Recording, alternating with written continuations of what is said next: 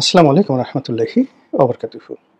সম্মানিত দর্শক, আওয়ামী লীগ এমন একটা রাজনৈতিক দল যা কিনা তাদের প্রতিপক্ষের নিকট রীতিমতো একটি সুনামি, রীতিমতো একটি রাক্ষসে নাম, রীতিমতো একটি ধ্বংসের নাম, একটি আতঙ্কের নাম, একটি মৃত্যুদূত। এবং এই কারণে সেই ১৯৫৪ সন থেকে আজ অবধি আওয়ামী লীগকে ধ্বংস করার জন্য, আওয়ামী লীগকে নির্বিষ করার জন্য, আওয়ামী লীগকে মাটির সঙ্গে পিষে ফেলার জন্য সব সরকারের সময়টিতেই প্রাথমিকভাবে চেষ্টা করা হয়েছে। তারপরে আবার আওয়ামী লীগের মধ্যে কিংস পার্টি গঠন করার জন্য, সরকারের তাবেদার তৈরি করার জন্য সবাই চেষ্টা করেছেন। আইয়ুব খান করেছেন, টিক্কা খান করেছেন, ইয়াহিয়া খান করেছেন, তারপরে মোনায়েম খান করেছেন, বঙ্গবন্ধুর জামানাতে ইন্দিরা গান্ধী করেছেন, জাসদ তৈরি করেছেন। এরপরে জিয়াউর রহমানের জামানাতে জিয়াউর রহমান সাহেব চেষ্টা করেছেন নানাভাবে। আওয়ামী লীগের মধ্যে একটা বিকল্প আওয়ামী লীগ এবং কয়েকটি গ্রুপ করে ওই সময়টিতে জিয়াউর রহমান সাহেবের জামানাতে আব্দুল মালিক উকিল, জহুরা তাজউদ্দিন, মিজানুর রহমান চৌধুরী, ওনাদের মাধ্যমে যে গ্রুপিংগুলো হলো, এই গ্রুপিংগুলো কিন্তু রাষ্ট্রীয় মদদে সেই বলতে গেলে ১৯৭৫ সনের নভেম্বর মাস থেকে ৮১ সন পর্যন্ত কন্টিনিউয়াসলি ছিল। ৪ থেকে ৫টি গ্রুপে বিভক্ত আওয়ামী লীগ। কিন্তু নেতাকর্মীদের মধ্যে কিচ্ছু হয়নি। নেতাকর্মীরাও যারা আওয়ামী লীগ করেছে তারা আওয়ামী লীগ করতো, আর যারা ওই আওয়ামী লীগ করতেন তাদের ঘরে যে সন্তান সন্ততি পয়দা হয়েছে তারা ছাত্রলীগ করা শুরু করেছে। তো আমি দুটো এলাকাতে এই আওয়ামী লীগের একেবারে যেখানে আতুর ঘর বলতে পারেন, এই দুটো এলাকাতে একটি এলাকাতে এমপি ছিলাম, আরেকটি এলাকাতে এমপি পদপ্রার্থী ছিলাম, কিন্তু ২০০৬ সনে নির্বাচনটা না হওয়ার কারণে মূলত 1/11-এর পরে আমি পটুয়াখালীতে চলে যাই। তো আমার যে জন্মভূমি ফরিদপুরের সদরপুর এবং চরভদ্র আসন, তখন সেটা একটা সংসদীয় আসন ছিল এবং ১/১১-এর পরে সদরপুর চরভদ্রের সঙ্গে ভাঙ্গা যুক্ত হয়, এটা একটা সংসদীয় আসন। এখানে যেহেতু কাজী জাফর সাহেব ছিলেন, তখন আমাকে দল মনোনয়ন দেয় ফরিদপুরের জায়গায়, ফরিদপুরের পরিবর্তে পটুয়াখালীতে। তো যেটা বলছিলাম যে এই দুটো অঞ্চলই আওয়ামী লীগের টুঙ্গিপাড়া, এই দুটো অঞ্চলই আওয়ামী লীগের গোপালগঞ্জ। এমনকি আমার কাছে মনে হয় যে আমি গোপালগঞ্জে গিয়েছি, টুঙ্গিপাড়া গিয়েছি, তার চাইতে সদরপুর, চরভদ্র আসন, ভাঙ্গা কিংবা ধরুন গলাচিপা, দশমিনা, পটুয়াখালীর এখানে আওয়ামী লীগের যে মেজরিটি এবং এখানে আওয়ামী লীগ সমর্থকদের যে যাকে বলা হয় দলের প্রতি যে প্রীতি, এটা আমি গোপালগঞ্জে দেখিনি।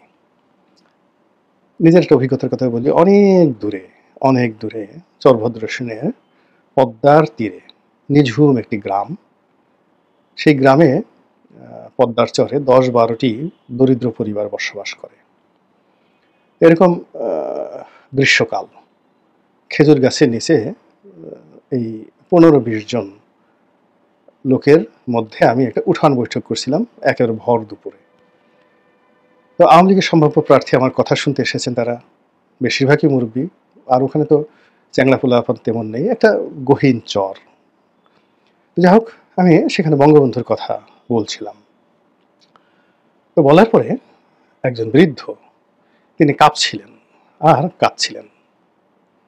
তো কথাবার্তার শেষে আমি সেই বৃদ্ধকে জিজ্ঞাসা করলাম যে, বাবা আপনি, আমি যখন বঙ্গবন্ধুর কথা বলছিলাম তখন আপনি কেন কাঁদছিলেন, আর কেন আপনার শরীর থরথর করে কাঁপছিল? তখন তিনি বললেন যে, বাবা আপনি যখন বঙ্গবন্ধুর কথা বললেন তখন আমার একটা স্মৃতি মনে পড়ল। উনি সাইকেলে করে, উনি ওনার বন্ধু শামসুদ্দিন মোল্লা, আরেকজন ছিলেন মোল্লা জালাল, ফরিদপুরের ৩ জন বিখ্যাত বঙ্গবন্ধুর ঘনিষ্ঠজন। তো মোল্লা জালাল, তারপরে শামসুদ্দিন মোল্লা, আরেকজন ছিলেন আব্দুল হামিদ চৌধুরী ঠ্যাঙ্গামারির। এই যে ৪ বন্ধু, তারা সাইকেলে করে করে করে করে প্রচার করতেন। তো তারা আমাদের এই এলাকাতে আসছিলেন ওই সময়টাতে। তো এরকম কথাবার্তা বলতে বলতে তিনি আমার এই ঘাড়ের উপরে হাত দিয়েছিলেন বঙ্গবন্ধু। আমি তখন একেবারে বয়স অল্প। ওই ভদ্রলোক বললেন, আপনি যখন তার কথা বলছিলেন তখন আমার এই পুরো হাতটা অবশ হয়ে যাচ্ছিল, খুব ব্যথা অনুভব করছিলাম। আপনি চিন্তা করেন যে এই লোককে আপনি কিসের মবের ভয় দেখাবেন? এই লোককে আপনি কিভাবে জেলে নেবেন? এই অনুভূতিকে আপনি কিভাবে শেষ করে দেবেন? বঙ্গবন্ধু সম্পর্কে এরকম অসংখ্য স্মৃতি যেমন আছে, তেমনি শেখ হাসিনার সম্পর্কেও মানে এখন যেহেতু তিনি পলাতক দেশের বাইরে, গুণগান করব না। কিন্তু যদি বলি আপনি অবাক হয়ে যাবেন যে তৃণমূল পর্যায়ে টেকনাফ থেকে তেঁতুলিয়ায় লক্ষ, লক্ষ মানুষের সঙ্গে তার যে ব্যক্তিগত স্মৃতি শেখ হাসিনার, এটা আপনি রাতারাতি বুলডোজার দিয়ে ভাঙতে পারবেন না। বিল্ডিং ভাঙতে পারবেন, কিন্তু এটা ভাঙতে হলে মানে শেখ হাসিনা বঙ্গবন্ধু যে কাজ করেছেন তার চেয়ে আরও ভালো কাজ করে মানুষের হৃদয় জয় করতে হবে। এটাই হলো রাজনীতির ম্যাথ, স্বাভাবিক ম্যাথ। তো যেটা বলছিলাম যে এরকম সদরপুরের ঘটনা গেল, চরবদর্শনের ঘটনা গেল। যখন আমি গলাচিপাতে গেলাম, সেখানে খুব একটা বিরূপ রাজনৈতিক পরিস্থিতি। যাকে বাদ দিয়ে আমাকে মনোনয়ন দেওয়া হলো ক্ষমা জাহাঙ্গীর সাহেব। তিনি আওয়ামী লীগের একেবারে যে কজন মেধাবী লোক ছিলেন ৮০-র দশক, মানে জিয়াউর রহমানের জমানা থেকে একেবারে আমৃত্যু। আমার কাছে মনে হয় রাজনীতির পরিপক্কতা, the leadership quality, diplomacy, Akhma Jahangir হোসেনের মতো সমপর্যায়ের ছাত্রনেতা বাংলাদেশে খুব অল্প পয়দা হয়েছেন। তিনি সফল ছিলেন। তো গলাচিপা দশমিনার রাজনীতির ৪০ বছর ধরে তিনি নিয়ন্ত্রণ করেছেন এবং ওখানে তিনি এমন একটা বলয় গড়ে তোলার চেষ্টা করেছেন যেটা মনে হয়েছে যে শেখ হাসিনার চাইতে তিনি সেখানে জনপ্রিয়, যেটা তার ভুল ছিল। একাগারের সময় শেখ হাসিনার সঙ্গে তার দূরত্ব হয় এবং সেই জায়গায় তার পরিবর্তে আমাকে শেখ হাসিনা মনোনয়ন দেন। আমার দুটো সমস্যা, আমি কাজ করেছি সদরপুর চরবদর্শনে, আর গলাচিপা দশমিনাতে আমি যখন মনোনয়ন নিয়ে যাই ২০০৮ সনে, তখন আসলে সেখানে ১৮টা ইউনিয়ন, একটা পৌরসভা। এই ১৮টা ইউনিয়নের ২ থেকে ৩টি ইউনিয়নের নাম আমি জানি, আর বাকি ইউনিয়নের নাম আমি জানি না। ১ বছর ২ বছর আমি সেখানে পড়াশোনা করেছি। এই সুবাদে পরবর্তীতে আমরা ঢাকা চলে আসি। ছাত্রলীগের কমিটি, যুবলীগের কমিটি, আওয়ামী লীগের কমিটি 100% সেই আখমা জাহাঙ্গীর হোসেনের, এবং তিনি তার সর্বশক্তি দিয়ে কমিটিকে তিনি আমার বিরুদ্ধে ব্যবহার করার চেষ্টা করলেন। এক, বিএনপিতে যিনি প্রার্থী তিনি আমার মামার শ্বশুর ছিলেন শাহজাহান খান। তো শাহজাহান খান পটুয়াখালী জেলা বিএনপির সেক্রেটারি ছিলেন। তার আগে এরশাদ জামানাতে জেলা জাতীয় পার্টির সেক্রেটারি বা সভাপতি ছিলেন। পটুয়াখালী জেলায় খুবই প্রভাবশালী এবং সবচেয়ে ধনী ব্যক্তি ছিলেন তিনি। এবং আন্ডারওয়ার্ল্ড, পুরো পটুয়াখালী বরিশালের আন্ডারওয়ার্ল্ডে যেই কয়জন লোক আছে যাদেরকে সবাই ভয় পায়, তাদের মধ্যে শাহজাহান খাঁ, পিনু, কুট্টি, এই ৩ জন একটা গ্যাং। এখন এই গ্যাংয়ের মধ্যে পিনু মিয়া তিনি পৌরসভার চেয়ারম্যান। আমি যখন এমপি হতে গেছি তখন কুট্টি সরকার ওই জেলার সবচেয়ে বড় ব্যবসায়ী। এখন এই যে জেলা বিএনপি তিনি এই সময়টাতে সভাপতি হলেন, আর শাহজাহান খান তো প্রার্থী, বিএনপির প্রার্থী। তো আমার মামার শ্বশুর। এখন এখানে রাজনীতির ক্ষেত্রে মামার শ্বশুর, দাদার শ্বশুর, আপন শ্বশুর, বাপ, এগুলো কেউ এক চুল ছাড় দেয় না। পুরো পরিবার বিভক্ত হয়ে গেল, আমি একা। আমার শ্বশুর পক্ষের কোনো লোক আমার সাথে আসবে না। এর কারণ হলো ৪০ বছর ধরে শাহজাহান খাঁ পুরো এলাকার রাজনীতি, বিএনপির রাজনীতি নিয়ন্ত্রণ করছেন, এবং এমনকি ক্ষমা জাহাঙ্গীর সাহেব যখন মন্ত্রী, তখনও তিনি ক্ষমা জাহাঙ্গীরকে একদিনের জন্য ঘুমাতে দেননি। এরকম একটা পাওয়ারফুল মানুষ আমার প্রতিদ্বন্দ্বী। কিন্তু যখন আমি নামলাম এবং ভোটারদের কাছে গিয়ে বললাম আমি শেখ হাসিনার লোক, দ্যাটস অল, ক্ষমা জাহাঙ্গীরের সমস্ত জারিজুরি, কমিটির যে বাড়াবাড়ি, অন্তর্দ্বন্দ্ব, কলহ, আমার পথে বাধা সৃষ্টি করা, কিংবা শাহজাহান খাঁর অস্ত্রের ঝনঝনানি থেকে শুরু করে সাংগঠনিক ক্ষমতা, ২ পয়সার কাজে আসলো না। জনজোয়ার তৈরি হয়ে গেল এবং পুরো দক্ষিণ অঞ্চলে ২০০৮ সনের ২৯শে ডিসেম্বরের যে নির্বাচন, সেই নির্বাচনে আমার ওখানে যে জনজোয়ার তৈরি হয়েছিল, আমি এরকম জনজোয়ার কোথাও দেখিনি। এবং এই যে প্রধান নির্বাচন কমিশনার যিনি ছিলেন নুরুল হুদা সাহেব, তিনিও সেই নির্বাচনে ১৫ দিন আমার সঙ্গে ছিলেন, আমার বাড়িতে তিনি ছিলেন। তো এরকম একটা নির্বাচন করে এসেছি কেবলই মাত্র আওয়ামী লীগের যারা নেতাকর্মী, তো আওয়ামী লীগের যারা নেতাকর্মী তাদের ভালোবাসা, তাদের সমর্থন, এইগুলোর মাধ্যমে। তো সেই আওয়ামী লীগ এখন আবার বিপদে পড়েছে। সেই বিপদ হলো ৫৪-র মতো, বিপদ হলো ৬৯-এর মতো, বিপদ হলো ৭০-এর মতো, ৭১-এর মতো, ৭৫-এর মতো, এরশাদ জমানায় সেই ১৯৮২ সনের মতো, আবার ১৯৯১ সনের মতো, ১-১১-র মতো, অর্থাৎ ২০০৬-৭ সনের মতো। এখন সবাই মানে আওয়ামী লীগকে শেষ করে দেওয়ার চেষ্টা করছে। এখানে যে সমস্যাটা হলো, যারা আওয়ামী লীগকে টার্গেট করছে তারা আওয়ামী লীগের বিল্ডিংকে টার্গেট করছে, যারা টার্গেট করছে আওয়ামী লীগের শরীরকে, বড় জোর আওয়ামী লীগ করে এরকম একটা শরীরকে টাচ করার চেষ্টা করছে। তারপরে আওয়ামী লীগের যে সকল ঘৃণিত নিন্দিত লোক, টাউট বাটপার চোরাকারবারি, তাদেরকে আক্রমণ করার চেষ্টা করছে। কিন্তু সাধারণ মানুষের মধ্যে নৌকা, বঙ্গবন্ধু, শেখ হাসিনা, আওয়ামী লীগ, এই জিনিসগুলো যেভাবে অনুরণিত হয়ে আছে, সেই জায়গাতে কেউ আঘাত করতে পারছে না, সেই জায়গাতে কেউ প্রলেপ দিতে পারছে না। সেই জায়গাতে ধানের শীষ, সেই জায়গাতে দাড়িপাল্লা, সেই জায়গাতে লাঙল, সেই জায়গাতে এনসিপির গোলাপ ফুল, শাপলা বা হোয়াট এভার মেবি, এই জিনিসগুলোর প্রলেপ বা সিল সাপ্পর এখনো পর্যন্ত লাগানো যাচ্ছে না। বরং যে কাজগুলো আগামীতে করার জন্য চেষ্টা করা হচ্ছে, এটা হলো স্ট্রাকচারালি অ্যান্ড ফাইন্যান্সিয়ালি আওয়ামী লীগকে কতটা ধ্বংস করা যায়। যেমন 32 নম্বর ভাঙা হয়েছে, সুদার সদন ভাঙা হয়েছে, আওয়ামী লীগের অফিস ভাঙা হয়েছে। এখন যদি টুঙ্গিপাড়ার নাম পরিবর্তন করে দেওয়া হয়, গোপালগঞ্জের নাম পরিবর্তন করে দেওয়া হয়, এমনকি বঙ্গবন্ধুর মাজার বা তার যে কবর, সেই কবরের উপর যে সৌধ নির্মাণ করা হয়েছে সেটি গুঁড়িয়ে তছনছ করে দেওয়া হয়, আপনার কি মনে হয় আওয়ামী লীগ শেষ হয়ে যাবে? আর ওই আওয়ামী লীগের ওই জায়গাগুলোতে যেখানে আওয়ামী লীগ শেষ করে দেওয়া হলো, সেখানে নতুন স্লোগান আসবে, ইনকিলাব জিন্দাবাদ, ইনকিলাব জিন্দাবাদ, ইসলামী আমিরাত জিন্দাবাদ, নয়া আফগানিস্তান। সি সি, আল্লাহ মাফ করুক, আল্লাহ মাফ করুক, আল্লাহ হেদায়েত দান করুক, হেফাজত করুক, এবং আমাদের সবাইকে ধীর স্থিরভাবে রাজনৈতিক প্রতিপক্ষ মোকাবেলা করার তৌফিক এনায়েত করুন। আসসালামু আলাইকুম রহমতুল্লাহি ওয়া বারাকাতুহু। আসসালামু আলাইকুম। কোটা বিরোধী আন্দোলন যে স্রেফ একটা পাতানো খেলা ছিল, একটা উপলক্ষ ছিল, এবং সেই আন্দোলন থেকে অভ্যুত্থানের সৃষ্টি, সাধারণ মানুষের রক্তের সঙ্গে প্রতারণা, এই বিষয়গুলো গত কয়েক মাস ধরে নানানভাবে আমাদের সামনে উপস্থিত হচ্ছে। দেশে বিদেশে নানান ধরনের তথ্য প্রমাণ আমাদের সামনে হাজির হচ্ছে। কিন্তু সবচেয়ে বড় কথা হচ্ছে, এই যে সত্যগুলো, বাস্তবতাগুলো এখন সেই আন্দোলন বা অভ্যুত্থানের কুশীলব বা যারা স্বঘোষিত কথিত বিপ্লবী, তাদের মুখ থেকে কেন একে একে সব ফাঁস হচ্ছে? ডক্টর মোহাম্মদ ইউনূসের ইনভলভমেন্ট এখানে কেমন ছিল, তার কিছুটা ধারণা যেমন আমরা পেয়েছি, আর আগে থেকেই এই আন্দোলনে তার আর্থিক সহযোগিতা বা তার ব্যয় কত ছিল, নিশ্চয়ই সেই হিসেবগুলো আগামীতে বেরিয়ে আসবে। এই আন্দোলনের নিশ্চয়ই 3টি লক্ষ্য ছিল এখন যা বোঝা যাচ্ছে।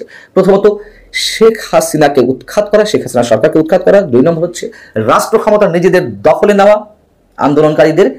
3 নম্বর হচ্ছে মুক্তিযুদ্ধের ইতিহাস ধুয়ে মুছে ফেলা।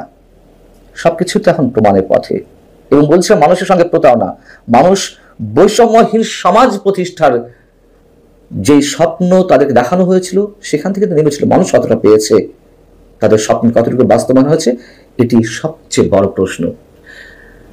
ডক্টর মোহাম্মদ ইউনূসের ভাষ্য অনুযায়ী যিনি মাস্টার মাইন্ড এই আন্দোলনের, সেই মাহফুজ আলম সরকার তথ্য সম্প্রচার বিষয়ক উপদেষ্টা, তিনি শুক্রবার তার ফেসবুক স্ট্যাটাসে সরাসরি মুখ খুলেছেন এই অভ্যুত্থান কিভাবে গড়ে উঠেছিল, কোনটিকে উপলক্ষ করা ছিল। তিনি বলছেন, এবং অনেকে এই বিষয়গুলো জেনেছেন নিশ্চয় তার স্ট্যাটাস সম্পর্কে, তারপরেও শেখ হাসিনা সরকারের বিরুদ্ধে যেমন নানান বিষয় আমাদেরকে আলোচনা রাখতে হয়েছিল, এখনো এই বিষয়গুলো আমাদেরকে আলোচনা রাখতে হবে। তিনি বলছেন, দুনিয়ার কোন অভ্যুত্থান বা বিপ্লব পরিকল্পনা না করে হয়েছে। জনগণের চৈতন্যকে ঐক্যবদ্ধ ও লক্ষ্যাভিমুখী রাখতে ম্যাটিকুলাস ডিজাইনের বিকল্প নেই। যখন জনগণ নেতৃত্ব ও বক্তব্য পেয়ে যাবে এবং বিপ্লবের অবজেক্টিভ কন্ডিশন প্রস্তুত, তখন আর প্ল্যানের দরকার পড়ে না। কিন্তু তার আগে রাজনৈতিকভাবে জনগণকে প্রস্তুত এবং বিপ্লবী করে তোলা ম্যাটিকুলাস ডিজাইন হলে সমস্যা কোথায়? এবং তিনি এই আন্দোলনের গতি প্রবাহকে 2টি অংশে ভাগ করেছেন। একটি হচ্ছে 5 জুন থেকে 18 জুলাই, বেশ ভালো কথা। খেয়াল রাখবেন 5 জুন থেকে 18 জুলাই এবং এই অংশে অভ্যুত্থানের প্রেক্ষাপট এবং নেতৃত্ব তৈরি হয়েছিল। আর 19 জুলাই থেকে 5 আগস্ট পর্যন্ত সকল স্তরের ছাত্র জনতার অংশগ্রহণ এবং আত্মদানে অভ্যুত্থান সফল হয়েছিল। প্রথম অংশ অবশ্যই ম্যাটিকুলাস ডিজাইন ছিল।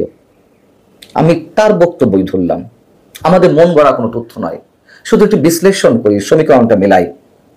আবু সাইদের জন্য আমাদের অবশ্যই রক্তক্ষরণ ঘটে, কিন্তু কার গুলিতে মারা গিয়েছিল এই প্রশ্ন অনেকেই তুলেছেন, আমরা বিরোধিতা করেছিলাম।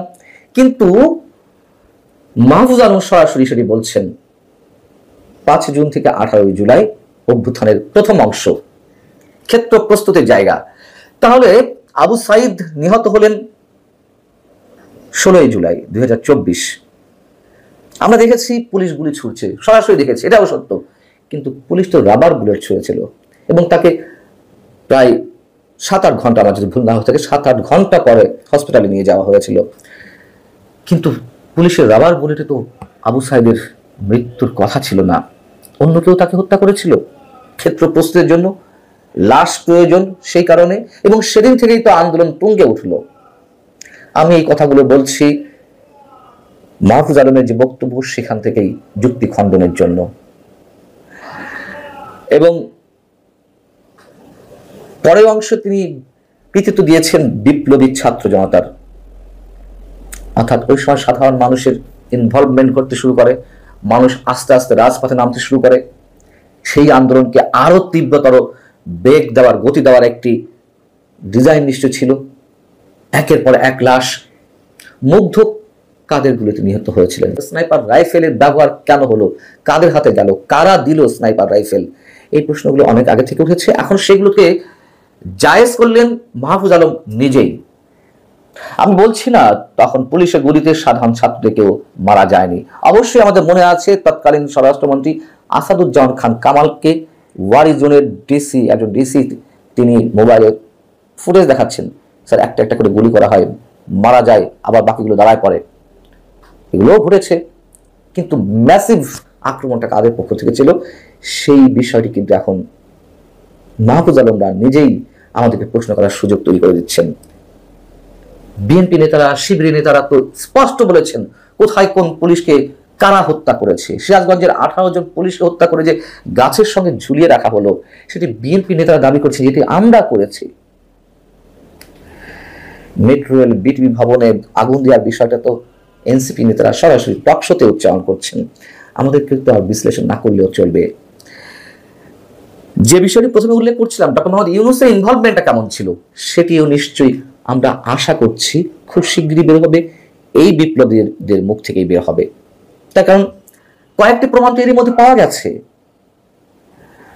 আমি এর আগেও বলেছি, যেমন লন্ডনের দ্য ফিনান্সিয়াল টাইমসকে ইন্টারভিউ দেওয়ার সময় তিনি বলেছেন যে এই ছাত্রদের সঙ্গে 5 আগস্ট শেখ হাসিনা দেশ ত্যাগের আগে বা তার ভাষ্য অনুযায়ী পালিয়ে যাওয়ার আগে তাদের কারোর সঙ্গে তার কোনো যোগাযোগ ছিল না। 5 আগস্ট তাদের পক্ষ থেকে ফোন দেওয়া হয়, তাকে সরকারের দায়িত্ব নেওয়ার প্রস্তাব দেওয়া হয় এবং তিনি স্পষ্ট হয়ে বলেছেন যে আমি তাদের কাউকে চিনতাম না। অথচ বৈষম্য বিরোধী ছাত্র আন্দোলনের অন্যতম মুখ্য সংগঠক বা জাতীয় নাগরিক পার্টির এখন যিনি শীর্ষ নেতাদের একজন হান্নান মাসুদ, তিনি প্রকাশ্যে বলেছেন, প্রকাশ্যে নিজের মুখে টেলিভিশন সাক্ষাৎকারে বলছেন যে তার সঙ্গে তার নিজের, ডক্টর মোহাম্মদ ইউনূসের সঙ্গে তার নিজের কথা হয়েছিল 1 আগস্ট। ডক্টর মোহাম্মদ ইউনূস কিন্তু বলেছেন তাদের কাউকে আমি চিনতাম না, কোনো কথা হয়নি। এমনকি দল গঠনের বিষয়ে তার যে নাগরিক শক্তি ছিল 2007-08-এর দিকে ওয়ানরিবিনের সময়, সেটির সঙ্গে যেই ছাত্র আন্দোলন বা গণভোটা সৃষ্টি, তার যে মুখ্য ভূমিকা পালন করেছিল যে প্ল্যাটফর্মটি নাগরিক শক্তি, তাদের সংগঠনটির নাম ছিল ছাত্র শক্তি। ছাত্র শক্তির সঙ্গে তার নাগরিক শক্তি নামটা মিলে গেছে, এই প্রশ্নটা করেছিলেন সিনিয়র সাংবাদিক নুরুল কবির। তিনি বলেছেন এটা কাকতালীয়।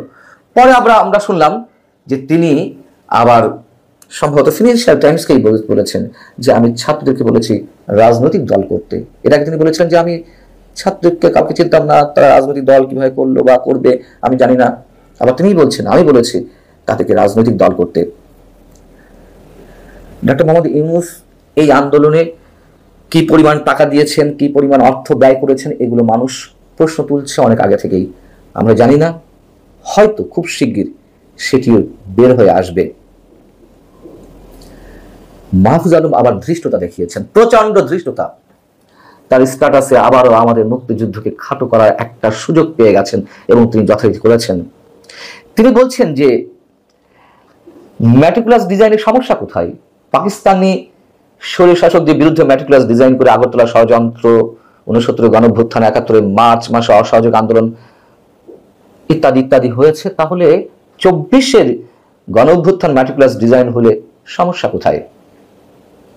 তিনি কোথাও বলছেন যে সিরাজুল আলম খান, তাজউদ্দিন, শেখ মুজিব, সিরাজ শিকদার, ভাসানী তারা যদি ম্যাটিকুলাস ডিজাইনের অংশ হয়ে পাপ বোধ না করেন, কি ভয়ঙ্কর কথা, তাদেরকে পাপ বোধ করতে হবে। তারা না করলে 24 আন্দোলনে যারা ম্যাটিকুলাস ডিজাইন করেছেন তাদের ভিতরে কোনো পাপ বোধের সৃষ্টি হবে না, সে কথাই তিনি বলতে চেয়েছেন। আবারও সে 71-এর সঙ্গে 24-এর সঙ্গে তুলনা। আরে 71টা একটি স্বাধীন ভূখণ্ড নির্মাণের জন্য সংঘটিত হয়েছে, স্বতঃস্ফূর্ত মানুষের আন্দোলন ছিল প্রতিটি ধাপে।